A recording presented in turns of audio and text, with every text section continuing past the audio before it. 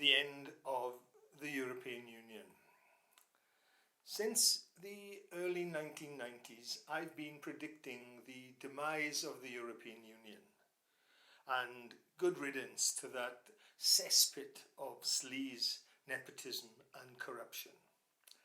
I've been telling anyone who would listen that it would collapse in 2029. Now, post-Brexit, it seems I've been giving the EU too much credit. It may disintegrate even sooner.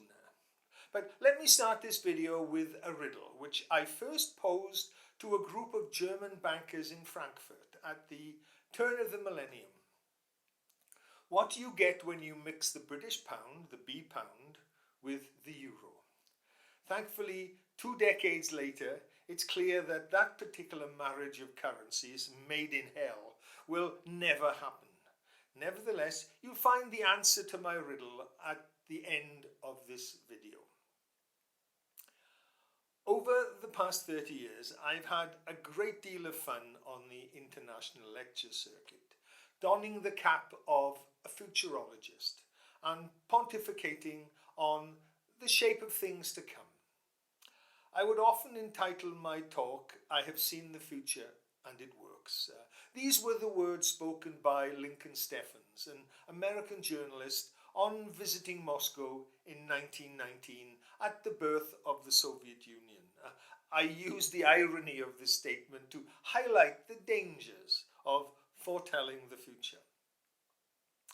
But never one for false modesty, I can say I've been very successful with my futurology. Just look in the New Barbarian Manifesto and you'll see a number of my prognostications that have come to pass. I prefer using that word prognostication rather than prediction because of the way I use my crystal ball. I don't predict the future, I forecast the present. That's my secret. I spot trends in the near past and just follow the trajectories. The hints are everywhere. You just have to see them, and for that you must reject orthodox thinking. Don't state the matter plainly, but put it in a hint. Learn to look at all things with a sort of mental squint. That was Lewis Carroll.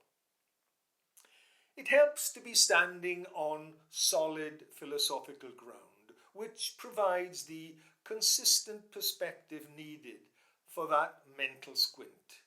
Now, anyone who has attended my lectures won't be surprised to learn that my particular philosophical guru is Friedrich Nietzsche. Nietzsche's one-liners slice across the hypocrisy of our political class and strikes at the heart of so many issues. Consider, many too many are born. The state was devised for the superfluous ones. This one quotation lies behind my questioning of employment policies. Mass production methods needed an oversupply of humanity. The machine age spawned the nation state, but with its demise, what is to be done with the glut of people as we enter the information age? Territory itself is a liability. New barbarians do not waste resources subsidizing large tracts of land filled with rusting industry and populated with the unemployed. To protect their wealth, rich areas will right-size, ensuring a high proportion of wealth-generating knowledge workers to wealth-depleting service workers. The new barbarians are going to reject the liberal attitudes of the last century. The expanding underclass they have spawned and the untrained migrants they welcomed previously are now seen as liabilities. I have seen the future, and in that future, democratic government may not disappear, but it will mutate into tyrannies with the sham appearance of democracy. Its role will be to nurture, propagate, and supply the quality human raw material. Democratic government, or in fact any other kind of government for that matter, is merely the supplier at the bottom end of the value chain that ultimately supplies wealth. This wealth is not the product of labour, but of individual intellect and determination. The majority of society, the service and production workers, the unemployed and the underclass, are a drain on a region's economic potential. In the information age, governments based on a universal franchise and chosen by this majority are governments elected by losers. The politics of envy is suicide. And to use a quote from an earlier video, the will of the people, voting for full employment, a minimum wage and fair taxation, is merely the turkeys voting for Christmas. The big political question of the coming decades is how to find a peaceful and socially acceptable means of dismantling democracy. Even with strong political leadership, this will be an extremely difficult task. But much of the West, with its caste of parliamentary degenerates, it hasn't got a hope. All of these pressures fermenting the information age will produce new winners and new losers. And where does the European Union sit in all of this?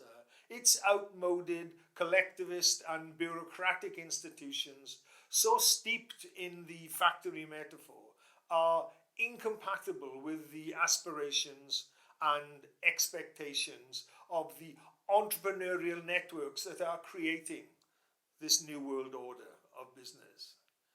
European politicians think that all businesses are run for their benefit, to pay for schemes that will buy them votes and to pay for their excesses. And you will never reduce democratic government expenses because those expenses have a vote. The European Union is a disaster waiting to happen. I'm not alone in saying that. Alan Greenspan was convinced that the EU is finished unless it finally leaves the industrial age, and in some areas like France, the agricultural age. It must leave the industrial age and scrap its highly restrictive labour laws. I ask you to contrast the sentimentality of the European Union's vision of a socialist information society, an E-U, against the hard-edged American dream of an information economy. That says it all. The smart money is on the USA, but that's only for the medium term. Or worse, the short term, if they cannot find a way of stopping the left-wing professors spewing entitled snowflakes out of their university system. For the US will degenerate too unless it can revitalize the American dream.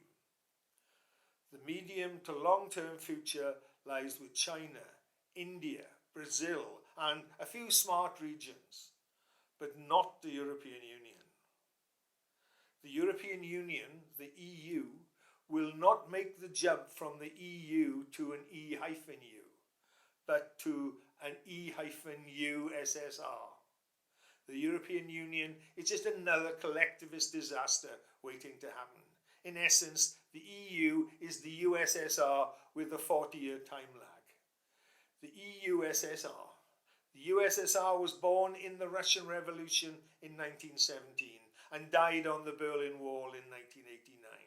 The EU was born in the Treaty of Rome in 1957, hence my prediction for the year of its demise, 2029. That leads nicely to the answer of the riddle I proposed at the beginning of this video. What do you get when you mix the British pound, the B pound, with the euro? Will it be a new world currency that will replace the dollar? Not on your life. You get the anagrammatic ruble.